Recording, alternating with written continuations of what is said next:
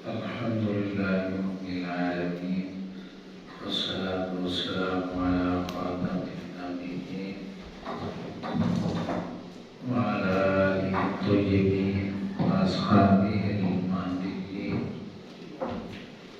وعلماء أمته المحققين وأولياء ملته الواسعين وعلينا معهم أجمعين. أما بعد فأعوذ بالله السميع العليم من الشيطان اللعين الرجيم. بسم الله الرحمن الرحيم. يا أيها الذين آمنوا كتب عليكم الصيام كما كتب على الذين من قبلكم لعلكم تتقون. صدق الله مولانا العظيم. إن الله وملائكته يصلون على النبي يا أيها الذين آمنوا صلوا عليه وسلموا تسليما. اللهم صل على محمد وعلى آل محمد كما صليت على إبراهيم وعلى آل إبراهيم إنك حميد مجيد. اللهم بارك على محمد وعلى آل محمد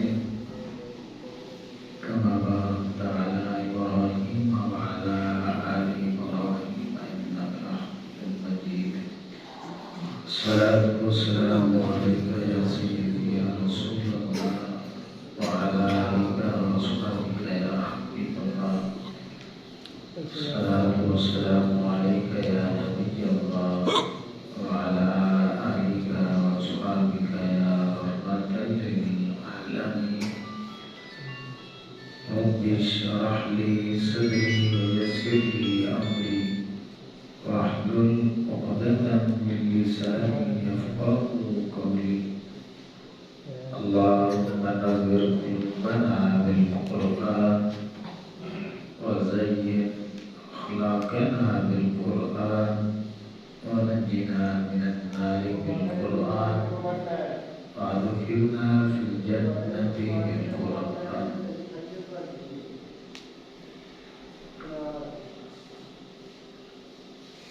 اللہ رب العزت کی حمد و ثنا اور آقا کریم صلی اللہ تعالی علیہ وآلہ وسلم کی بارگاہ ناز میں درود و سلام کا نذرانہ پیش کرنے کے بعد آپ تمامی آقام کو السلام علیکم ورحمۃ اللہ وبرکاتہ.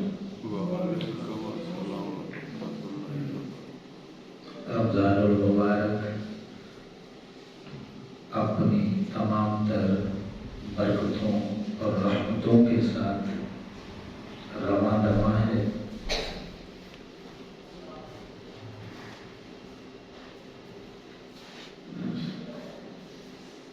اور یہ ماہ مہمان 29 یا 30 دنوں کا ہر مسلمان کے مہمان بن کے آتا ہے اور پھر واپس اپنے رب کے پاس چلا جاتا ہے. خوش قسمت اور خوش بخت ترین وہ لوگ ہیں جو رمضان المبارک میں رحمتوں کو سمیٹتے ہیں اور اپنی بخشش کرا لیتے ہیں. امام الانبیاء صلی اللہ علیہ وسلم کے غلاموں، آج دوسرا جمعۃ المبارک ہے اور میری یہ تمنا ہے کہ میں آپ کو جہاں بھی یہ آیہ کریمہ فرضیت روزہ کے حوالے سے شروع ہوتی ہے اور جہاں تک روزے کے احکام اور دیگر ضروری مسائل کو اللہ نے بیان کیا ہے، وہ بنیادی مسائل میں آپ کو پڑھ کے سناؤں. اللہ فرماتا ہے یا ایھا الذین آمنوا، اے ایمان والو، کتب علیکم الصیام، روزے تم پر فرض کر دیے گئے ہیں، کما کتب علی الذین من قبلکم، جیسا کہ تم سے اگلے لوگوں پر فرض کیے گئے تھے، لعلکم تتقون، تاکہ تمہیں تقوی حاصل ہو سکے۔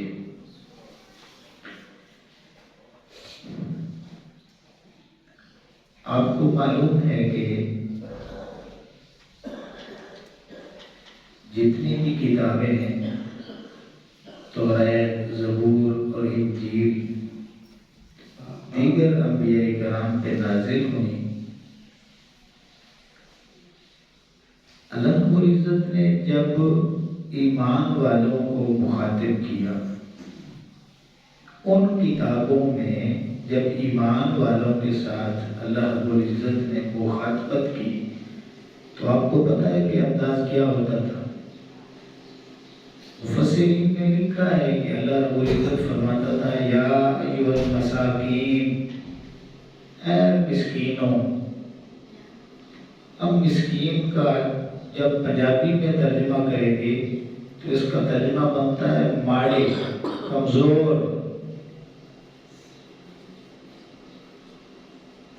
اے ماڑے لوگوں۔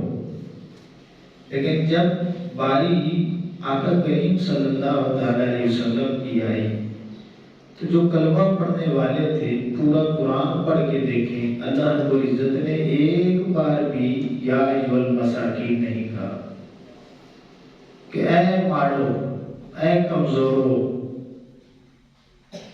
کیوں نہیں کہا؟ مفسرین نے لکھا ہے کہ جس امت کو نبیوں کا امام مل جائے پھر وہ امت ماڑی امت نہیں رہتی، وہ امت بھی ساری امتوں سے افضل نہ کرتی ہے۔ جس امت کو نبی سب سے اونچا دے دیا ہے اور نبی کی وجہ سے وہ امت ساری امتوں کی سردار بن چکی ہے، تو پھر وہ کلمہ پڑھنے والے لوگ ماڑے کیسے ہو سکتے ہیں؟ جہاں جہاں پہ بھی اللہ رب العزت نے ارشاد فرمایا تو یا ایھا الذین آمنوا، اس کا معنی یہ بنتا ہے کہ اے میرے نبی کریم علیہ السلام سے محبت کرنے والوں، اے میرے حبیب کریم علیہ السلام کے پروانوں، اے میرے حبیب کریم علیہ السلام کے دیوانوں، اے وہ لوگ جو میرے حبیب کریم علیہ السلام پہ مر مٹنے والوں۔ اندازہ لگائیں کہ کتنا محبت بھرا انداز ہے کہ اللہ رب العزت نے یاد ہمیں کیا ہے، ہمیں یاد کیا ہے، تو انداز بھی بدل دیا ہے کہ محبت بھرے انداز سے اللہ رب العزت ہمیں مخاطب فرمایا۔ تو یہ محبت بھرا انداز کیوں اپنایا گیا ہے؟ یہ ہمیں احساس دلوایا جا رہا ہے کہ تم کوئی غیر نہیں ہو، تم میرے اپنے ہو۔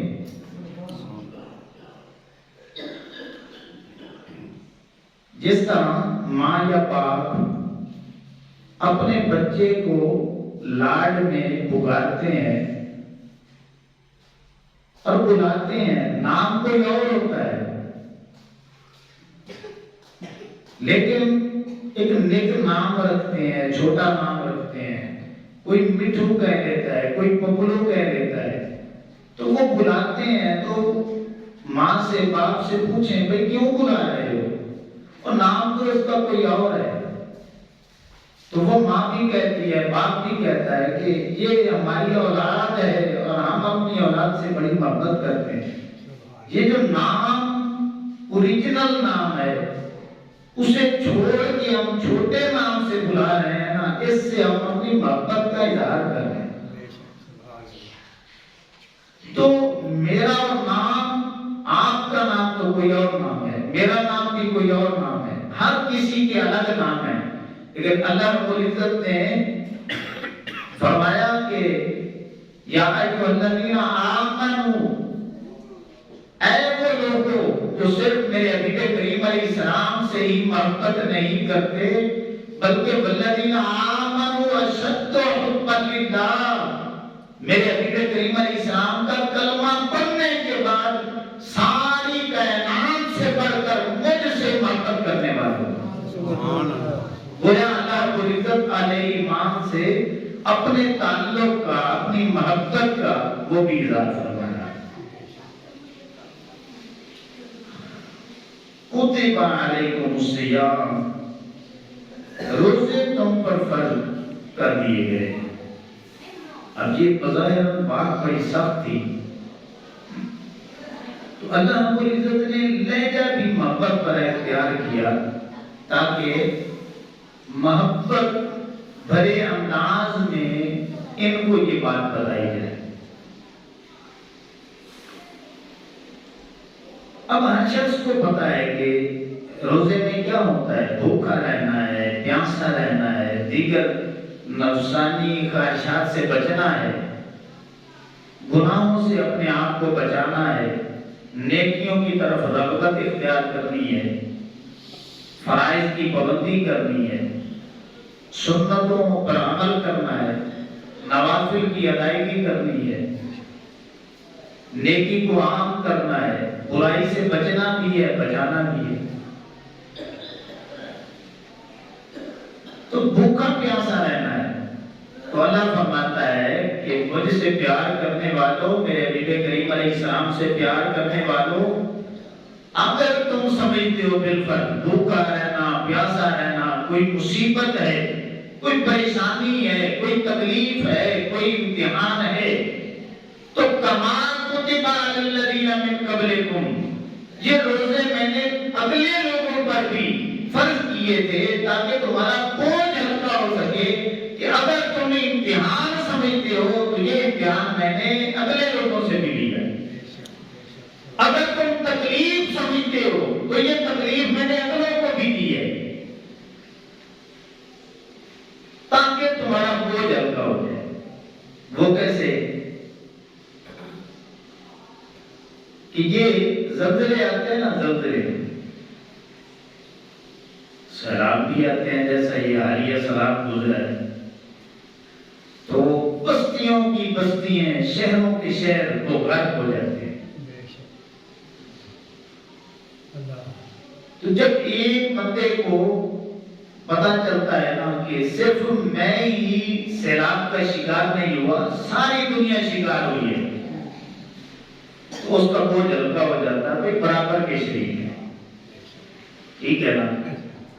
اگر زلزلہ آیا ہے اور بستیاں تباہ ہو گئی ہیں تو اس میں ہر شخص کو پتا ہوتا ہے کہ اور بھی لوگ اس میں دنیا سے چلے گئے ہیں، میرے پیارے چلے گئے ہیں، تو وہ اپنے دل کو تسلیاں دے لیتا ہے، اپنے آپ کو مطمئن کر لیتا ہے کہ سارے برابر کے شریک ہیں۔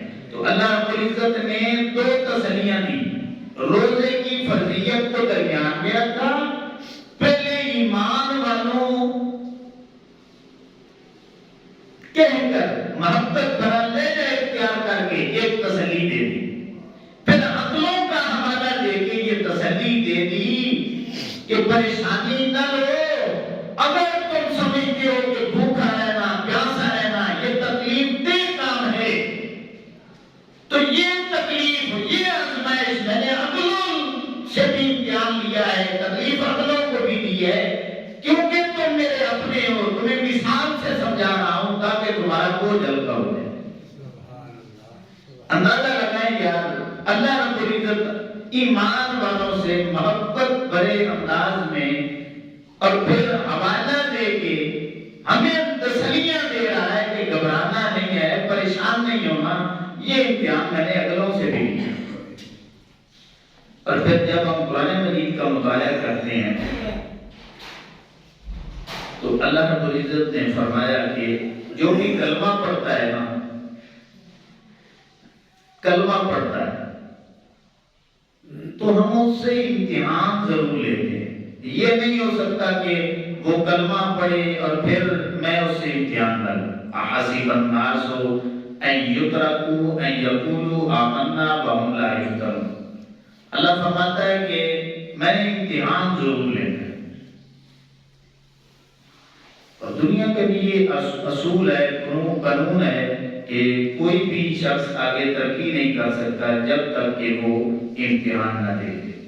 کوئی بھی عہدہ ہے، سیٹ ہے، کرسی ہے، اس وقت تک نہیں ملتی جب تک کہ وہ امتحان میں کامیابی حاصل نہ کر لے۔ امتحان پر حق ضرور لیا جاتا ہے۔ اللہ فرماتا ہے کہ اے ایمان والو، اب تم جب بازاروں میں جاتے ہو نا اپنا دنیاوی سودا خریدنے کے لیے، دنیاوی سودا خریدنے کے لیے، حتیٰ کہ گھڑا بھی لینا ہو نا، گھڑا بھی تو اسے ٹھوک بجا کر دیکھتے ہو کہ کچا ہے یا پکا ہے۔ اب کوئی بھی سامان خریدنا ہو تو چیک کرتے ہو کہ یہ صحیح ہے یا خراب ہے۔ اور تم نے تو اتنا بڑا اقرار کیا ہے، لا الہ الا اللہ، لا الہ الا اللہ محمد رسول اللہ، کہ میں گواہی دیتا ہوں کہ اس کے سوا کوئی عبادت کے لائق نہیں، اور محمد عربی صلی اللہ علیہ وسلم اس اللہ کے رسول ہیں۔ تو جب تم نے اقرار کر لیا ہے تو اب میں نے امتحان لینا ہے۔ کیوں لینا ہے؟ تاکہ ساری دنیا دیکھ لے کہ یہ سچے ہیں، یہ کھرے ہیں، یہ پکے ہیں، اور جو جھوٹے ہیں اور کھوٹے ہیں وہ الگ ہو جائیں۔ کھوٹے کو کھرے سے الگ کرنے کے لیے اللہ امتحان دیتا ہے، جھوٹے کو سچے سے الگ کرنے کے لیے اللہ امتحان دیتا ہے۔ تو اللہ رب العزت نے فرمایا کہ اے ایمان والو، یہ جو میں نے روزے فرض کیے نا، فرض کیے، اگر تم امتحان سمجھتے ہو کہ یہ امتحان ہے تو پہلی بات تو یہ ہے کہ میں نے امتحان اگلوں سے لیا ہے، اور دوسری بات یہ ہے کہ میں امتحان اس لیے لینا چاہتا ہوں تاکہ کھرے اور کھوٹے میں فرق ہو جائے، سچے اور جھوٹے میں فرق ہو جائے، مومن اور منافق میں فرق ہو جائے کہ کون اللہ رب العزت کے ساتھ مخلص ہے اور کون کھوٹا ہے۔ اللہ اکبر۔ تو امام الانبیاء صلی اللہ علیہ وسلم کے غلاموں، آگے اللہ فرماتا ہے لعلکم تتقون، اگر تم اس امتحان میں کامیاب ہو جاؤ گے تو پھر تمہیں تقوی نصیب ہو جائے گا، تقوی مل جائے گا۔ جب بچہ چھوٹا ہوتا ہے نا، چھوٹا بچہ، تو مائیں کیا کرتی ہیں؟ مائیں اپنے چھوٹے بچوں کو نہلاتی ہیں، تیل لگاتی ہیں، اور پھر ان کی مالش کرتی ہیں۔ ہم نے دیکھا ہے، آپ نے بھی دیکھا ہوگا کہ رگڑا لگاتی ہیں، پورے جسم کی، پاؤں کی، سر کی مالش کرتی ہیں، اور بچے چیخ رہے ہوتے ہیں، رو رہے ہوتے ہیں، ماں پھر بھی رگڑا لگا رہی ہوتی ہے۔ تو اگر کوئی عورت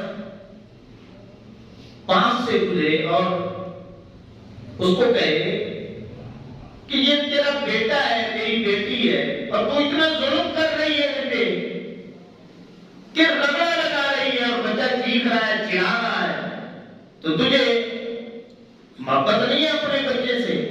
تو ماں کہے گی کہ یہ میرا ہی بچہ ہے، تجھے اپنے بچے سے بڑی محبت ہے، اور اسی لیے تو رگڑا لگا رہی ہوں کہ یہ بچہ میرا ہے۔ کوئی اور بھی رگڑا لگانے دیتا ہے؟ نہیں لگانے دیتا۔ یہ میرا بچہ ہے، میرا اس کے ساتھ تعلق ہے، میری محبت ہے، اسی لیے رگڑا لگا رہی ہوں کہ یہ بچہ ہے، اس کو سمجھ نہیں ہے، جب اس کی اچھی طرح مالش ہو جائے گی، اس رگڑے سے یہ بچہ گزر جائے گا تو بڑی سکھ کی نیند سوئے گا، بڑے آرام سے نیند کرے گا۔ تو اللہ فرماتا ہے میرے بندے، یہ بھوک اور پیاس کا رگڑا اس لیے لگاتا ہوں تاکہ ایک سال پورا تیرا وصیت مند گزرے، تیری دنیا بھی اچھی گزر جائے، اور رگڑا اس لیے بھی لگاتا ہوں تاکہ قیامت والے دن تجھے جو ہے مشکل ترین حالات میں جب سامنا ہوگا تو پھر میری طرف سے تیرے اوپر انعام و اکرام کی بارشیں ہوتے تاکہ تو اگلے جہان کے لیے تیار ہو جائے، تیرے اوپر میری رحمتوں کا نزول ہو۔ جس طرح بچے کو رگڑا لگنے کے بعد سکون ملتا ہے، اسی طرح بندہ مومن جب اس دنیا سے جائے گا تو پھر اگلا جہان اس کے لیے آسان ہو جائے گا۔ اللہ اکبر۔ تو اللہ فرماتا ہے میرے بندے، اب تو سوچتا ہے نا کہ بھوکا رہنا ہے، پیاسا رہنا ہے، بڑے مشکل حالات ہیں، تو مالک بتا تو صحیح نا کوئی انعام بھی ملے گا یا نہیں ملے گا؟ کیونکہ جب بھی بندہ امتحان دیتا ہے نا تو اس کے ذہن میں ہوتا ہے کہ اگر میں نے اچھے نمبر لیے تو پھر مجھے انعام بھی ملے گا۔ اسکولوں میں انعام دیا جاتا ہے، کالجوں میں دیا جاتا ہے، یونیورسٹیوں میں دیا جاتا ہے، دیگر جو ادارے ہیں جو اعلیٰ کارکردگی دکھانے والے ہوتے ہیں ان کو انعام دیا جاتا ہے۔ اللہ فرماتا ہے کہ میرے بندے اگر تو اس پروسیجر سے اس انداز میں گزر گیا اس طرح میں چاہتا ہوں تو تیرا سوال ہے نا کہ تو کیا دے گا؟ میرے بندے لعلکم تتقون، میں تجھے اپنا ولی بنا لوں گا، اپنا ولی بنا لوں گا، اپنا تقوی دے دوں گا، اپنی قربت دے دوں گا۔ اللہ اتنا بڑا انعام اللہ فرماتا ہے ہاں اس لیے تو دینا ہے نا کہ تو میرا پیارا ہے، تیرا میرے ساتھ تعلق ہے، نسبت ہے، اور میں اس نسبت کا اتنا حیا کرتا ہوں کہ جب دن دیکھے میرے بندے نے مجھ پر اعتماد کیا ہے کہ اللہ ہے، اب میرا بھی حق بنتا ہے کہ تجھے میں اپنی قربت دے دوں، اپنی سنگت دے دوں، اپنی معیت عطا کر دوں۔ اللہ اکبر۔ آگے اللہ نے فرمایا ایام معدودات، یہ گنتی کے دن ہیں، یہ سارے بولیں یہ گنتی کے دن ہیں، گنتی کے دن ہیں، 29 دن یا 30 دن۔ آپ کو پتا ہے کہ ماہ رمضان المبارک کے جو علماء نے نام لکھے ہیں نا وہ 30 کے قریب رمضان المبارک کے نام ہیں۔ ان ناموں میں سے ایک نام ماہ مہمان بھی ہے کہ یہ مہینہ مہمان ہے۔ تو یہ کہاں سے ہے کہ ایام معدودات، کہ یہ گنتی کے دن ہیں۔ علماء نے یہاں سے ماہ رمضان المبارک کو ماہ مہمان جو ہے نا جسے ہم کہتے ہیں کہ یہ مہمان مہینہ ہے، اس آیہ کریمہ سے نکالا ہے کہ اللہ فرماتا ہے کہ گنتی کے دن۔ اب اگر تھوڑی سی توجہ ہم کریں تو مہمان کسے کہتے ہیں، مہمان کون ہوتا ہے؟ تو مہمان میں 2 شرطیں پائی جائیں تو مہمان مہمان بنتا ہے۔ ایک تو یہ ہے کہ جو ہمیشہ آپ کے پاس رہنے کے لیے آئے نا اسے کوئی مہمان نہیں، سارے بولے اسے کوئی کہتا ہے مہمان نہیں۔ اگر آپ کے پاس آپ کا کوئی بھی قریبی آ جائے وہ کہے میں نے ہمیشہ کے لیے رہنا ہے تو آپ اسے مہمان نہیں مانیں گے۔ مہمان یا تو ہوگا چند گھڑیوں کا، چند گھنٹوں کے لیے، چند منٹوں کے لیے یا چند دنوں کے لیے، بس یہ مہمان کی پہلی تعریف، پہلی بات ہے جو مہمان میں ہو تو پھر مہمان بنتا ہے۔ چند منٹوں کے لیے، چند گھنٹوں کے لیے یا زیادہ سے زیادہ چند دنوں کے لیے ہوگا، یہ شرط پائی جائے۔ اور دوسری شرط یہ ہے کہ آپ کا اس کے ساتھ تعلق بھی ہونا ضروری ہے۔ آپ ہر اہل گہرے کو مہمان نہیں بنا لیتے۔ کتنے لوگ ہیں جو ایک دن میں آپ ان سے ملاقات کرتے ہیں، ملتے ہیں، لیکن آپ نے پرواہ نہیں کبھی کی، سلام دیا بس ادھر ہو گئے، بس زبانی کلامی پوچھ لیتے ہیں کہ آؤ چائے پلائیں، اس سے آگے نہیں جاتے۔ کیوں؟ آپ کو پتا ہے کہ یہ مہمان نہیں ہے۔ مہمان ہونے کے لیے مقررہ وقت کا ہونا ضروری ہے، زیادہ سے زیادہ دنوں کا، جو 29 یا 30 بنتے ہیں، یہ لیمٹ ہے مہمان کی۔ اور پھر تعلق کا ہونا ضروری ہے، نسبت کا ہونا ضروری ہے، آپ کی قرابت داری ضروری ہے۔ آگے چلیں، آپ کی کم از کم جان پہچان ہونا ضروری ہے۔ اگر آپ کا کسی کے ساتھ ربط نہیں، تعلق نہیں، نسبت نہیں، قرابت نہیں ہے اور آپ کی جان پہچان نہیں ہے تو پھر وہ بھی آپ کا مہمان نہیں ہے۔ مقررہ وقت کا ہونا ضروری ہے، کم از کم جان پہچان کا ہونا ضروری ہے، تب مہمان بنتا ہے۔ اب قرآن جب ہم پڑھتے ہیں اللہ فرماتا ہے کہ میرے بندو یہ قیمتی کے دن ہیں، تو مالک ہمیں پتہ چل گیا کہ یہ مہمان ہے۔ اللہ فرماتا ہے بس 29 یا 30 دنوں کا مہمان ہے، اے مالک تعلق کا ہونا ضروری ہے۔ اللہ فرماتا ہے میرے بندے تمہارا رمضان کے ساتھ یہ جو میرا مہمان ہے تعلق کیا ہے، وہ کلمے کی بنیاد پہ کہ ماہ رمضان جو ماہ مہمان ہے یہ ہر گھر میں نہیں آتا، یہ صرف ان گھروں کا مہمان ہوتا ہے جنہوں نے کلمہ پڑھا ہوا ہوتا ہے۔ رمضان جو ماہ مہمان ہے صرف ان گھروں کا مہمان بنتا ہے جن کے ساتھ اسے تعلق ہوتا ہے، قربت ہوتی ہے، جان پہچان ہوتی ہے اور وہ کلمہ پڑھنے والے ہوتے ہیں۔ تو مہمان 29 یا 30 دن کا ہو کر کے تعلق کی بنیاد پہ صرف ان گھروں میں جاتا ہے، اور پھر کرتا کیا ہے؟ اللہ فرماتا ہے کہ یہ مہمان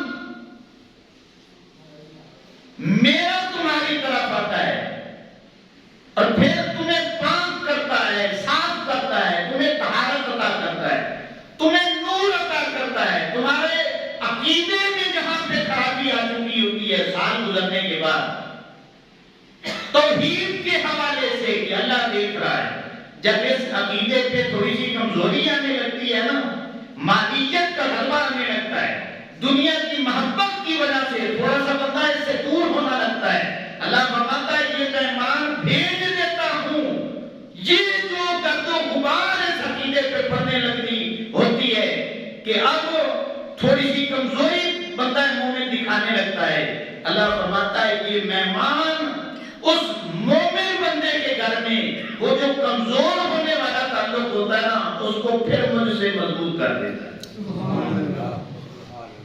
30 دن رہنے کے بعد اتنا کامل یقین اللہ پہ کر دیتا ہے، کرا دیتا ہے کہ کسی بچے سے بھی آپ پوچھیں گے، چھوٹے بچے سے جس نے روزہ رکھا ہے کہ کھانا کھا لو، تو وہ کہے گا نہیں اللہ دیکھ رہا ہے، اللہ دیکھ رہا ہے۔ آپ کے سامنے کھانے پڑے ہوں گے تو آپ کو کوئی کہے تو آپ بھی یہی کہیں گے بھئی اللہ دیکھ رہا ہے۔ تو یہ جب 11 ماہ گزرتے ہیں نا تو یہ عقیدے میں نہ چاہتے ہوئے بھی تھوڑی بہت ہی کمزوری آ جاتی ہے، تو یہ رب کا مہمان ہمیں رب سے اتنا ملا دیتا ہے، اتنا قریب کر دیتا ہے، اتنا تقویٰ عطا کر دیتا ہے، اتنا نور بانٹ دیتا ہے، اتنی روشنی دے دیتا ہے، اتنا جو ہے من کو اجلا کر دیتا ہے کہ بچوں کے دلوں میں بھی یہ بات بیٹھ جاتی ہے کہ اگرچہ سامنے نہیں ہے مگر پھر بھی رب دیکھتا ہے۔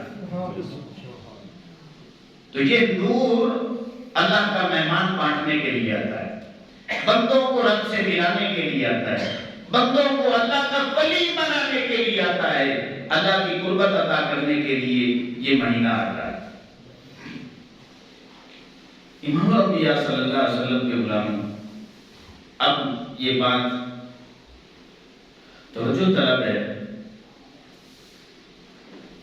یہ تو ہے ڈائریکٹ تعلق، ٹھیک ہے نا، مہمان مقررہ مدت کے لیے آئے، آپ کا ڈائریکٹ تعلق ہو تو پھر وہ مہمان بنتا ہے، لیکن ایسا بھی ہو سکتا ہے کہ ڈائریکٹ تعلق نہ ہو، انڈائریکٹ تعلق، جو بندہ آپ کے پاس آیا ہے نا، مہمان بن کے آیا ہے، چند دنوں کے لیے آیا ہے، چند لمحوں کے لیے آیا ہے، ڈائریکٹ تو آپ کی کوئی وفیت نہیں، لیکن وہ کسی کا حوالہ دیتا ہے، وہ کہتا ہے کہ فلاں بندے نے مجھے آپ کی طرف بھیجا ہے، اب اس بندے کا آپ کے ساتھ تعلق ہوتا ہے، تو آپ پھر اس کی بڑی خدمت کرتے ہیں، خاطر تواضع کرتے ہیں، اس کی تعظیم کرتے ہیں، آپ کے دل میں اس کی جتنی قدر ہوتی ہے نا، آپ پھر خدمت بھی اسی انداز سے کرتے ہیں۔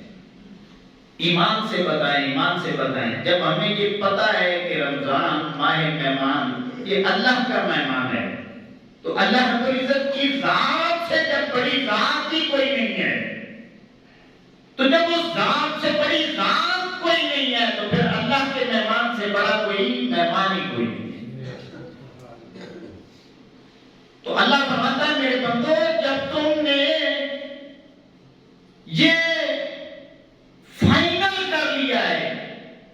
کہ جو کسی کی طرف سے ہو کر کے آپ کا مہمان بنے گا تو آپ نے پچھلے کو دیکھ کے آپ نے اس مہمان کی قدر کرنی ہے، اس کی خدمت کرتے ہیں۔ تو یہ دیکھ لو مہمان جو ہے نا رمضان یہ خود بخود نہیں آیا، یہ میں نے اسے بھیجا ہے۔ تو اب تمہارا حق کتنا بنتا ہے کہ اس کا ادب کرو، اس کی تعظیم کرو، اس کی تکریم کرو، اس کی قدر کرو۔ جب یہ بات ذہنوں میں آتی ہے تو بندہ سوال کرتا ہے مالک ٹھیک ہے ہم نے مان لیا یہ تیرا مہمان ہے، تو نے بھیجا ہے، اور یہ بھی کنفرم ہے کہ تیرا مہمان سب مہمانوں سے بڑا مہمان ہے، اور تیرا حکم یہ ہے کہ مہمان کی قدر کرو۔ تو مالک تو ہی بتا پھر اس مہمان کی قدر ہے کیا؟ تو آواز آتی ہے میرے بندے پڑھ قرآن، ماہ مہمان کی قدر یہ ہے، قدر یہ ہے کہ اس ماہ مہمان میں روزہ رکھا جائے۔ سب سے بڑی قدر اس ماہ مہمان کی یہ ہے کہ روزہ نہ چھوڑا جائے، روزہ رکھا جائے، یہ اس مہمان کی قدر ہے۔ اللہ اکبر۔ جب ہمیں یہ معلوم ہو گیا کہ ماہ رمضان ماہ مہمان ہے اور مہمان کی قدر ہوتی ہے، اور یہ جو اللہ کا مہمان ہے اس کی ہم نے قدر کرنی ہے، کس طرح؟ روزہ رکھ کے۔ کس طرح قدر کرنی ہے؟ روزہ رکھ کے۔ اس میں کسی کا بھی اختلاف نہیں ہے۔ اب سوال یہ پیدا ہوتا ہے کہ قدر کے بھی کئی تقاضے ہوتے ہیں۔ جب تک ادب کے، تعظیم و تکریم کے ان تقاضوں کو پورا نہ کیا جائے اس وقت تک جو ہے وہ مہمان جو ہے وہ خوش نہیں ہوتا۔ صرف آپ اس مہمان کو ایک چارپائی پہ بٹھا دیں، اس کی خدمت نہ کریں تو وہ خوش ہوگا؟ صرف اس کو ایک کرسی پہ بٹھا دیں، آپ نیچے بیٹھے ہیں، بھئی میں نے بڑی قدر کر دی، آپ اپنے پلنگ پہ بہترین جگہ بنا کے اسے دے دیں، اور یہ بھی کہتے ہیں اسے کہ یہ وہ بستر ہے جو میں نے آج تک استعمال بھی نہیں کیا، تیرے لیے میں نے نکالا ہے، لیکن اس کی قدر نہ کریں، کھانا پینا نہ پوچھیں، اس کی خواہشات نہ پوچھیں، تو پھر بھی اس نے کبھی آپ پہ خوش نہیں ہونا۔ اللہ اکبر۔ تو امام الانبیاء صلی اللہ تعالی علیہ وسلم کے غلاموں، مہمان کی قدر کے تقاضے ہوتے ہیں۔ تو رمضان المبارک جب اللہ کا مہمان ہے، اس کی سب سے بڑی قدر روزہ رکھنا ہے، تو پھر اس کے بھی کئی تقاضے ہیں۔ جب تک ہم ان تقاضوں کو پورا نہیں کریں گے اس وقت تک یہ اللہ کا مہمان ہم سے راضی ہو کے اپنے مالک کے پاس نہیں جائے۔ اب سوال یہ پیدا ہوتا ہے کہ اس مہمان کی قدر کے تقاضے کیا ہیں؟ ہم میں سے کتنے ہیں جو ان تقاضوں کو پورا کر رہے ہیں؟ اللہ اکبر۔ امام الانبیاء صلی اللہ تعالی علیہ وسلم کے غلاموں، وہ تقاضے یہ ہیں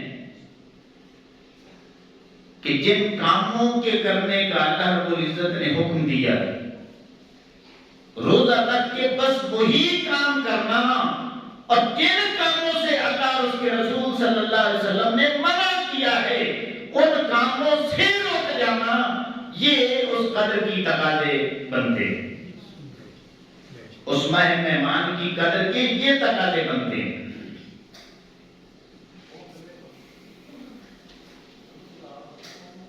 اب آپ مزید اس بات کو اگر کھولیں کہ کون سا کام کرنے کا اللہ نے حکم دیا ہے اور کون سے وہ کام ہیں جن سے اللہ نے منع کیا۔ جی، اللہ رب العزت نے نماز پڑھنے کا حکم دیا ہے۔ یہ اس مہمان کی قدر کا پہلا تقاضا ہے کہ آپ کی نماز نہ چھوڑے۔ صاحب نصاب ہیں تو زکات دیں، صاحب استطاعت ہیں تو آپ حج کریں، صدقہ و خیرات کریں، زیادہ سے زیادہ نیکی کریں، اور اپنے آپ کو گناہوں سے بچائیں، نفسانی خواہشات سے بچائیں، چاہے گناہ چھوٹے سے چھوٹا ہی کیوں نہیں ہے، اس کا تعلق آنکھوں کے ساتھ کیوں نہیں ہے، تعلق کانوں کے ساتھ کیوں نہیں ہے؟ اس کا تعلق آپ کی زبان کے ساتھ کیوں نہ ہو؟ اس کا تعلق آپ کے ہاتھوں کے ساتھ کیوں نہ ہو؟ اس گناہ کا تعلق آپ کے دل و دماغ کے ساتھ کیوں نہ ہو؟ اس گناہ کا تعلق آپ کے اعضائے بدن کے ساتھ کیوں نہ ہو؟ اس کا تعلق آپ کے پاؤں کے ساتھ کیوں نہ ہو؟ آپ نے ان گناہوں سے بچنا ہے۔ اب مزید اگر وضاحت کریں تو جو آنکھوں سے گناہ ہوتے ہیں، اللہ فرماتا ہے میرے بندے چھوڑ دے۔ کیا مطلب؟ اب روزہ رکھا ہے نا، روزے کا تصور یہ ہے کہ میرا رب مجھے دیکھ رہا ہے، تو اب میری خاطر تو نے روزہ رکھا ہے، میرا خوف تیرے دل میں ہے اور یہ عقیدہ تیرا کامل ہو چکا ہے کہ اللہ دیکھ رہا ہے، تو اب کوئی عورت سامنے سے آتی ہے تو تیری آنکھیں جھک جانی چاہیے۔ اگر گانے چل رہے ہیں اور تیرے موبائل میں وہ موجود ہیں تو پھر گانے سننا چھوڑ دے، فلمیں ڈرامے تکنا چھوڑ دے، زبان سے جھوٹ، چغلی، غیبت، بہتان بازی، بدکلامی، بدزبانی کو چھوڑ دے، دل و دماغ میں جو دوسروں کے متعلق تیرے برے خیالات آتے ہیں اللہ فرماتا ہے ان کو بھی چھوڑ دے۔ ان ہاتھوں کے ساتھ کسی غریب پر ظلم نہ کر، زیادتی نہ کر، اگر کرنا بھی ہے تو کچھ بھلا کر دے۔ ان اپنے پاؤں کے ساتھ کسی فحاشی کے اڈے پر چل کے نہ جا، اگر جانا بھی ہے تو اللہ کے گھر میں جا۔ تو یہ ہے اس مہمان کی قدر کہ تقاضے جو ہیں، جب تک اس انداز میں ہم اس مہمان کی قدر نہیں کریں گے اور ان تقاضوں کو پورا نہیں کریں گے، اس وقت تک رمضان جو ہے وہ ہمیں نور نہیں دے گا، رمضان ہمیں روشنی نہیں دے گا، رمضان ہمیں اللہ کی قربت نہیں دے گا، رمضان ہمیں تقویٰ دے کے نہیں جائے گا۔ اللہ اکبر۔ تو امام الانبیاء صلی اللہ علیہ وسلم کے غلاموں، اس لیے ضروری ہے کہ ہم اس ماہ مہمان کی قدر بھی کریں اور اس قدر کے جو تقاضے ہیں کہ اپنے آپ کو گناہوں سے بچانا ہے اس کو بھی پورا کریں۔ اور اس انداز میں اگر ہم نے اس ماہ مقدس کی، ماہ مہمان کی قدر کی، اللہ کی عزت کی قسم ہے، صحیح حدیثوں میں موجود ہے، یہ مہمان جب 29-30 دنوں کے بعد اللہ کے پاس جاتا ہے تو جنہوں نے قدر کی ہوتی ہے اللہ کی بارگاہ میں ان کی شفاعت کرتا ہے کہ مالک جن بندوں کے پاس تمہیں بھیجا تھا نا انہوں نے میری بڑی قدر کی۔ اللہ فرماتا ہے پھر گواہ ہو جاؤ، قیامت کا دن آنے کی دیر ہے، بس تمہیں اشارہ کرنا ہے، میں تمہیں جنت کی سند دے دیں گی۔ اللہ اکبر۔ تو امام الانبیاء صلی اللہ علیہ وسلم کے غلاموں، اللہ رب العزت مجھے آپ کو سبھی کو رمضان المبارک جو ماہ مہمان بھی ہے اس کی قدر کی اور پھر تقاضوں کو پورا کرنے کی ہمیں توفیق عطا فرمائے۔ آگے چلتے ہیں، اللہ فرماتا ہے فَمَنْ كَانَ مِنْكُمْ مَرِيضًا أَوْ عَلَى سَفَرٍ فَعِدَّةٌ مِنْ أَيَّامٍ أُخَرَ۔ تو تم میں جو کوئی بیمار ہو یا سفر میں ہو تو وہ اتنے روزے اور دنوں میں رکھ لے۔ اب یہ الحمدللہ 2-3 دن پہلے میں نے نمازیوں کو ایک بات بتائی ہے کہ جب ہم روزے کی فرضیت کی بات کریں گے نا تو ہم یہی کہیں گے کہ روزہ فرض ہے، ہر مسلمان پہ فرض ہے، لیکن جب مریض کی باری آئے گی، جب کوئی پوچھے گا کہ مسافر کے لیے تو پھر علت بدلنے کی وجہ سے حکم بدل دے گا۔ تو یہ رعایت اللہ رب العزت نے رکھی ہے، شریعت میں اسے شرعی معذوری کہتے ہیں۔ بیمار ہے، روزے نہیں رکھ سکتا، اللہ نے اسے رخصت دے دی ہے۔ اب بیماری میں تمام مفسرین نے لکھا ہے کہ اتنا بوڑھا ہو چکا ہے کہ وہ روزے رکھ نہیں سکتا، تو اللہ رب العزت نے اس سے بھی رخصت دے رکھی ہے۔ اور جو مسافر ہے وہ رکھنا چاہے تو رکھے، ادروائز اللہ رب العزت نے اسے رعایت دے رکھی ہے، رخصت دے رکھی ہے کہ سفر کرنا ہے اس نے، اگر روزہ نہیں رکھنا چاہتا نہ رکھے اور اپنا سفر کو جاری رکھے۔ اللہ اکبر۔ آگے اللہ فرماتا ہے وَعَلَى الَّذِينَ يُطِيقُونَهُ فِدْيَةٌ طَعَامُ مِسْكِينٍ، اور جنہیں اس کی طاقت نہ ہو وہ بدلہ دیں ایک مسکین کے کھانے کا، ایک مسکین کے 2 وقت کے کھانے کا وہ صدقہ دیں، اس کا بدلہ دیں۔ اس سے مراد کون سے لوگ ہیں؟ یہاں پہ بڑی غلطی لگتی ہے، اکثریت باس مباحثہ بھی چلتا ہے، لیکن اس کا تعلق شروع اسلام میں موجود تھا کہ جو روزہ نہیں رکھنا چاہتا تو اب وہ کیا کرے، اس کے بدلے وہ فدیہ دے دے۔ لیکن امام الانبیاء صلی اللہ علیہ وسلم کے علماء نے لکھا ہے کہ اب جو ہے وہ سوائے اس بیمار کے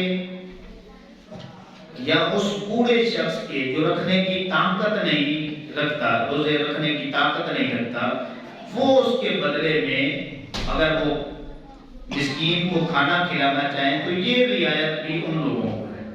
شروع میں ہر شخص کو یہ رعایت تھی، اگر کوئی صحت مند ہوتا اور وہ کہتا بھئی میں نہیں رکھنا چاہتا، میں اس کا جو فدیہ ہے وہ دے دوں گا، روزانہ کی بنیاد پہ دے دوں گا، تو شروع میں یہ رعایت تھی، لیکن اب یہ رعایت نہیں ہے۔ اس کا ذکر بھی اگلی آیات طیبات میں موجود ہے۔ آگے اللہ فرماتا ہے فَمَن تَطَوَّعَ خَيْرًا فَهُوَ خَيْرٌ لَهُ، پھر جو اپنی طرف سے نیکی زیادہ کرے تو اس کے لیے بہتر ہے۔ کیا مطلب کہ ایک مسکین کا کھانا ہے نا، اگر وہ 2 کو کھلانا چاہتا ہے 3 کو کھلا دے تو یہ اس کے حق میں زیادہ بہتر ہے، لیکن اس کے باوجود اللہ فرماتا ہے وَأَن تَصُومُوا خَيْرٌ لَكُمْ إِن كُنتُمْ تَعْلَمُونَ، اور روزہ رکھنا بہرحال تمہارے لیے زیادہ بھلا ہے اگر تم جانتے ہو۔ یعنی پھر بھی اللہ رب العزت نے زور یہ دیا ہے میرے بندو اگر تم جان لو نا تو پھر بھی روزہ رکھنا تمہارے لیے زیادہ بہتر ہے۔ آگے اللہ فرماتا ہے کہ شہر رمضان الذی انزل فیہ القرآن ھدی للناس وبینات من الہدی والفرقان، رمضان کا مہینہ وہ مہینہ ہے جس میں قرآن اترا ہے۔ یعنی رمضان کی ایک فضیلت یہ بھی ہے کہ اس میں اللہ نے اپنے کلام کو اتارا ہے۔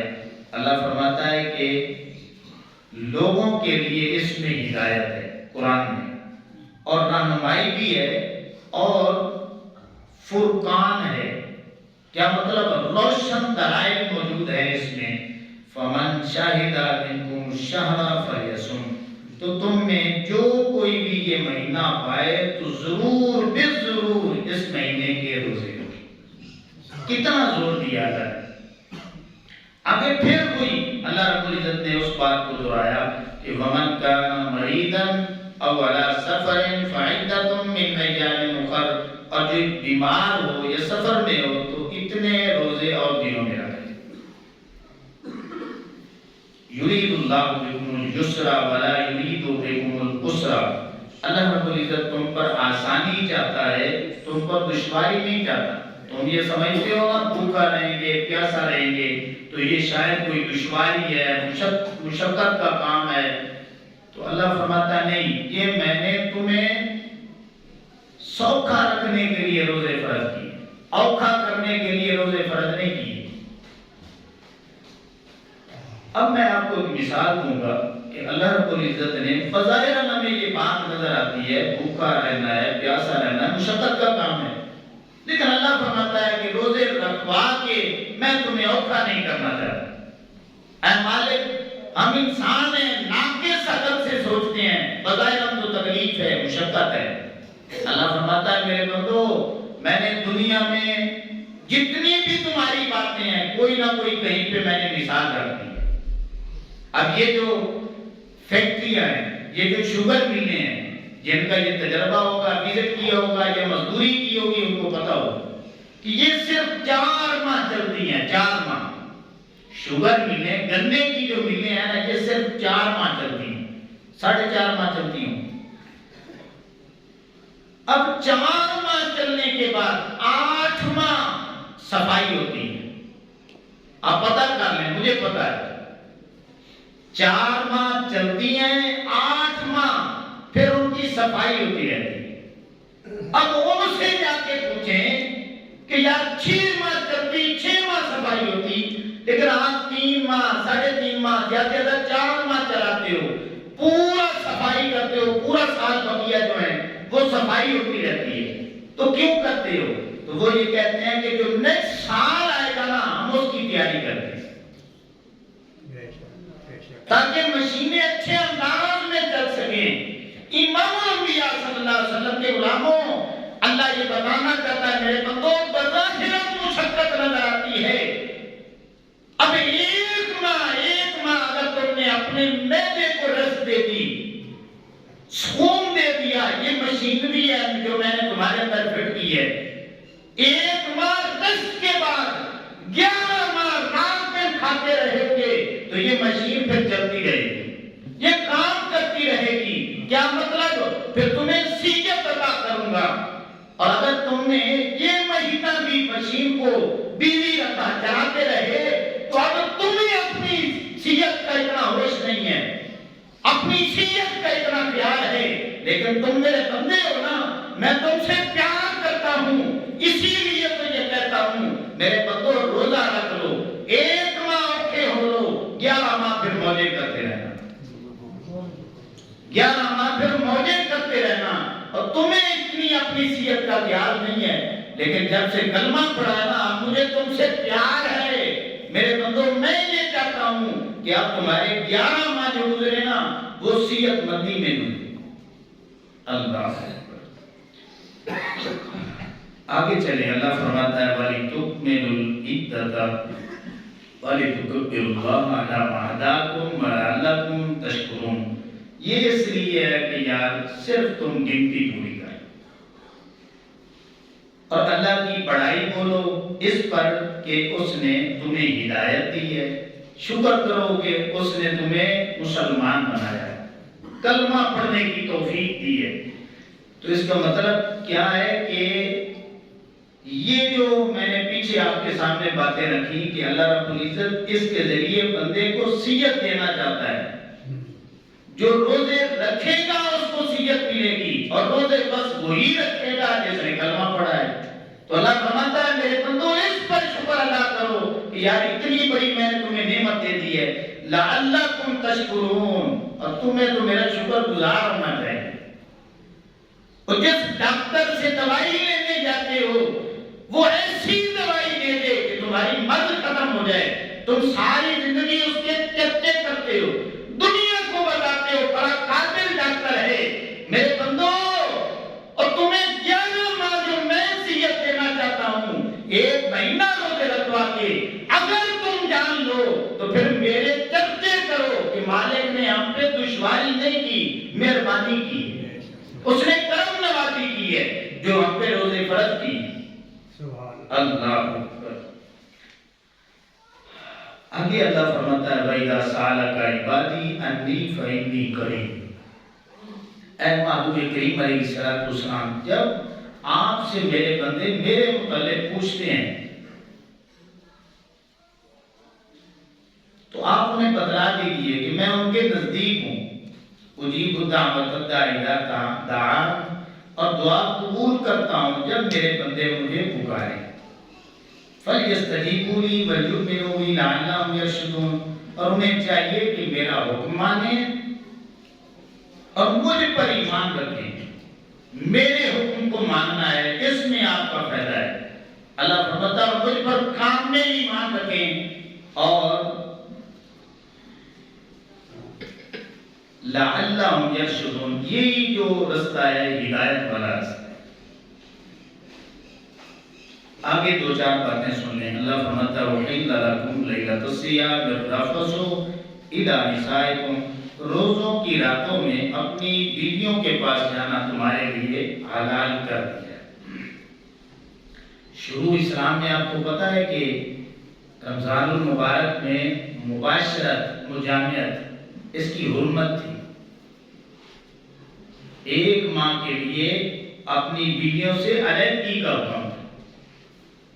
یہ اللہ نے کرم نوازی کی، مہربانی والا معاملہ فرمایا۔ اللہ رب العزت نے پھر جو روزے کے علاوہ دیگر اوقات ہیں اللہ رب العزت نے ان کی رخصت عطا فرمائی۔ ہن لباس لکم وانتم لباس لہم، آگے اللہ نے فرمایا وہ تمہارا لباس ہیں اور تم ان کے لباس ہو۔ علم اللہ انکم کنتم تختارون انفسکم، اللہ نے جانا کہ تم اپنی جانوں کو خیانت میں ڈالتے ہو، کہ اللہ نے تو منع کیا ہے لیکن تم پھر بھی جو ہے وہ اس معاملے میں خیانت کر رہے ہو، تو اللہ رب العزت نے پھر کرم نوازی کی، رخصت دے بندوں کی کمزوری کی وجہ سے۔ فتاب علیکم، اور اللہ نے پھر توبہ بھی قبول فرما لی، وعفا عنکم، اور پھر انہیں معافی کر دیا۔ فالآن باشروہن وابتغوا ما کتب اللہ لکم، تو اب معاشرت جو ہے وہ جائز ہے، اور طلب کرو جو اللہ نے تمہارے نصیب میں لکھا ہے، یعنی اللہ رب العزت نے جو اولاد لکھی ہے وہ اس سے مانگو، اللہ عطا کرے گا۔ وَكُلُوا وَاشْرَبُوا حَتَّى يَتَبَيَّنَ لَكُمُ الْخَيْطُ الْأَبْيَضُ مِنَ الْخَيْطِ الْأَسْوَدِ مِنَ الْفَجْرِ، اور کھاؤ اور پیو یہاں تک کہ تمہارے لیے ظاہر ہو جائے سفیدی کا ڈورا سیاہی کے ڈورے سے، اور وہ پھٹ کر پھر رات آنے تک روزے کی تکمیل کرو۔ یہ روزہ رکھنے کی جو سحری افطاری کی ٹائمنگ ہے اس کو اللہ رب العزت نے بیان کیا ہے۔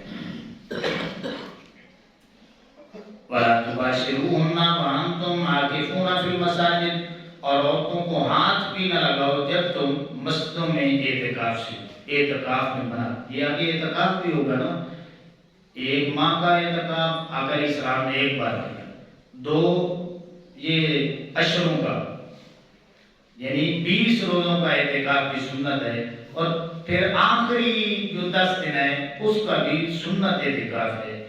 تو اللہ رب العزت نے فرمایا کہ جو اعتکاف مسجد میں مرد بیٹھیں گے ان کے لیے مجامعت جو ہے اس کے لیے وہ سختی سے مانا ہے، اور روزہ بھی ان کے لیے ضروری ہے۔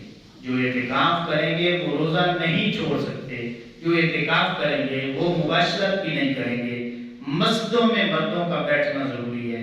تِلْکَ حُدُودُ اللَّهِ فَلَا تَقْرَبُوهَا، اللہ فرماتا ہے یہ میری حدیں ہیں، ان کے قریب نہ جانا، بس جو حکم دے دیا ہے اس کا پابند رہنا۔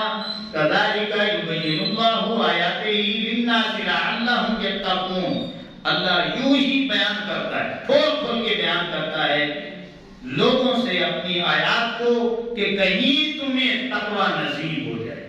یعنی اللہ رب العزت نے اتنی کھول کھول کے جو باتیں بیان کی ہیں اس لیے کہ میرے بندوں کا میرے ساتھ جو تعلق ہے وہ مضبوط ہو جائے۔ تو امام الانبیاء صلی اللہ علیہ وسلم کے غلاموں، یہ ایک آیت کریمہ کو چھوڑ کر پورا رکوع رمضان المبارک کے حوالے سے قرآن مجید میں موجود ہے، اور عمومی طور پہ یہ رکوع تقریباً ہر جگہ پہ ہر سال ہی رہ جاتا ہے۔ تو میں نے یہ نیت کی تھی کہ میں یہ پورا رکوع اور دیگر جو مسائل ہیں وہ میں آپ کے سامنے رکھوں گا۔ میں دعا کرتا ہوں کہ اللہ رب العزت مجھے آپ کو سبھی کو عمل کی توفیق عطا فرمائے۔